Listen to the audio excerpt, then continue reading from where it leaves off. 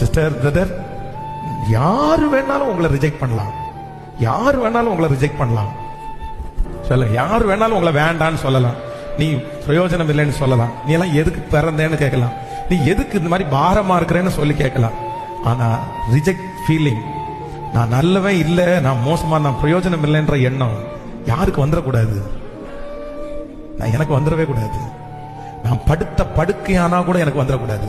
ஏன்? நீங்க இப்ப படுத்த படுக்கை ஆயிட்டீங்க, ஹாஸ்பிட்டல்ல படுத்திருக்கிறீங்க. ஹாஸ்பிட்டல்ல படுத்திருக்கிற நிறைய பேருக்கு என்ன எண்ணம் வேறும் அப்படின்னா, நான் எதுக்கு இவங்களுக்கு பாரமா? ஆனா அந்த ஹாஸ்பிட்டல்ல ஒரு நர்ஸ் இருக்கிறாங்க, அந்த நர்ஸுக்கு 15,000 ரூபாய் சம்பளம். அந்த 15,000 ரூபாய் சம்பளத்துல குறைஞ்சது 1000 ரூபாய் யாரு தான் கொடுக்குறீங்க? நீங்க படுத்து கிடக்கிறதுனாலதான் அந்த நர்ஸுக்கு ஒரு சம்பளம், அந்த நர்ஸனுடைய குடும்பத்திற்கு ஒரு சாப்பாடு. இப்ப சொல்லுங்க, படுத்து கிடக்கிற உங்களால ஒரு குடும்பம் கட்டப்படுதா? நாமேனே வரமாட்டேன்.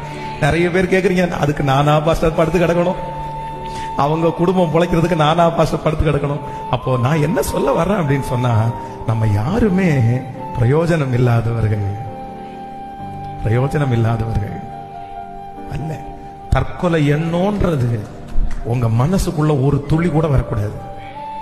நான் யூஸ்லெஸ் அப்படின்ற எண்ணம் ஒரு துளி கூட வரக்கூடாது. எனக்கு ஆவியானவர் என்ன ரொம்ப நிரப்புறாரு.